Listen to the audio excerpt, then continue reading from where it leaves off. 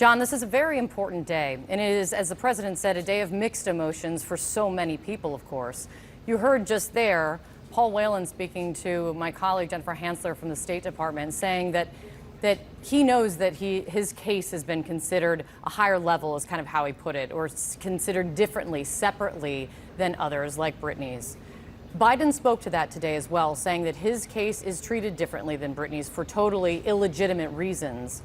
What are those reasons?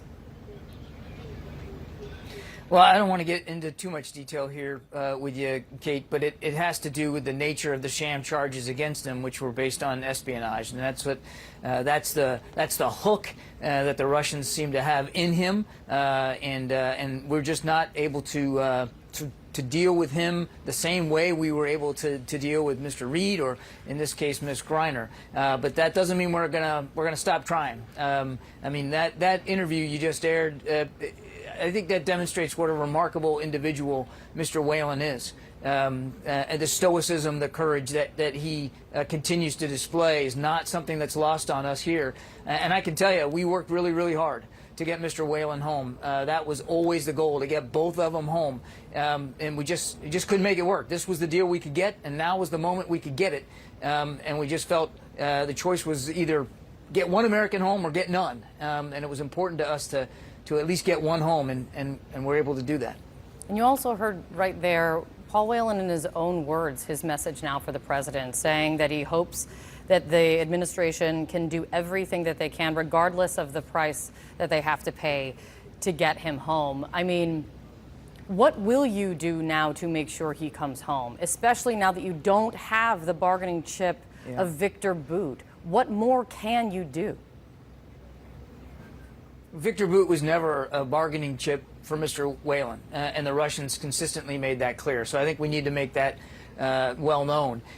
We will work as hard today and tomorrow and the next day to get Mr. Whelan home, as we have been working since he's been in Russia wrongfully detained. It has never escaped us. He's never been off our minds. We will continue to make every effort we can in good faith to get Mr. Whelan home. And I can assure Mr. Whelan, and certainly the Whelan family, that the focus of this administration, and this president in particular, will not waver, will not wane. We will continue to work on this. With the news today, and that you say that Viktor Bout was never a bargaining chip for Paul Whelan, and of course you're looking for any bargaining chip for Paul Whelan that's reasonable in order to get Paul Whelan home. Is it fair to say that it is back to square one in trying to negotiate for Paul Whelan's release with the news today? No, I don't believe I would say that, Kate. We have been in active discussions with the Russians on Mr. Whelan's case, again, for a very, very long time. Right. Certainly those conversations accelerated in recent months, and I can assure you that we are going to stay at those active discussions going forward. So, no, I would not say, hey, we're back to square one. We knew, it was pretty obvious early on, that they were going to treat Mr. Whelan separate and distinct from Brittany. And so that hasn't changed today. That's still the case. So we are going to continue to have the conversations that we need to have to deal in good faith with the Russians and to see if we can get Mr. Whelan home. Let's talk about Brittany Griner. The president said this morning that she's in good spirits, is how he described it. But what more can you say about how she's really doing physically, mentally, emotionally? Well, again, I want to be careful that I respect Ms. Griner's privacy. She was in good spirits on the phone call with her wife, Sherelle, and with the president, of course. As you would expect, she would be in good spirits, you know, being able to now come home. I'm not going to talk about her health. We will make sure, the first priority right now is to make sure that she gets the adequate care she needs after being 10 months in detention in Russia and under what the president described as intolerable conditions. So we suspect that there'll be a need here for her to have access to proper health care before she's ready and fit to get back home. I don't think that'll take a very long time, but again, that's going to be up to the doctors to work with the family on. That's going to be the main focus now, is just making sure that we look after her well-being before she's able to, to get on her way. Democratic Senator Chris Coons, in reacting, applauding her release, he did say that he is concerned that the more the government engages in these swaps, the more Americans are going to be at risk, and the more that the U.S. will be forced to release people that you don't want to have released. Is the world more dangerous now with Viktor Bout released and free?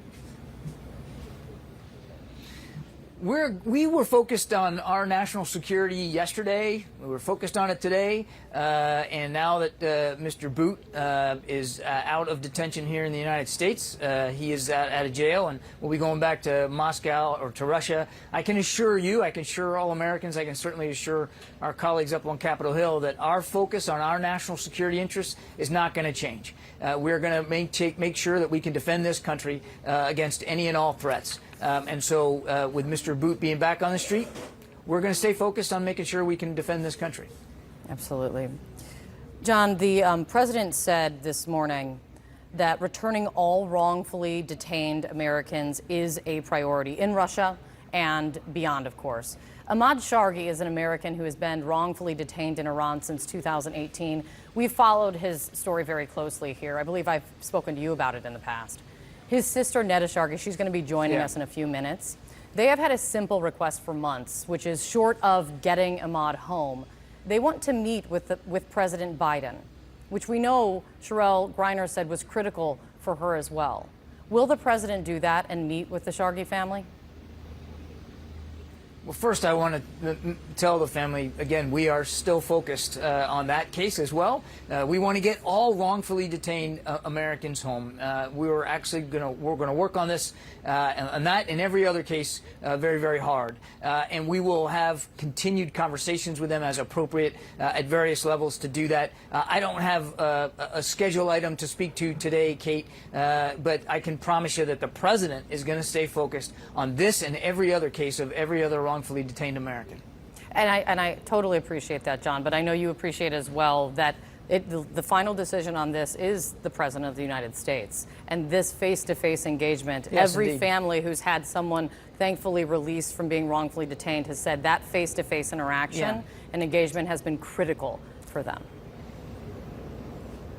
Yes, and the president understands that, and that's why he has met with so many of these family members in the past. I don't want to get ahead of his schedule right now, Kate, but the president was personally very much involved in helping get Brittany Griner home. He is personally involved in helping try to make a negotiation with the Russians to get Mr. Whelan home, and he's personally kept in touch and briefed and constantly monitoring the cases of all the wrongfully detained Americans around the world. He knows the weight that sits on his shoulders, and he understands the responsibilities that he has to Americans overseas to make sure when they are wrongfully detained that we are doing everything we can to get them home, and he will do whatever he needs to do in the interest of those families, those Americans, as well as every other American around the world to make sure that we're keeping their safety and security right at the forefront of his mind. And if doing that means he's got to have, and he will have conversations with family members, whether that's telephonically or in face-to-face, then he'll obviously do that, as he has done in the past. We have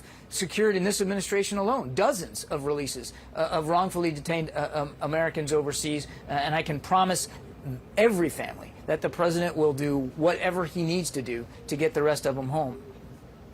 A very big day for the country, a very big day for the White House. John, thank you so much for coming on and so quickly and taking the time. I appreciate it.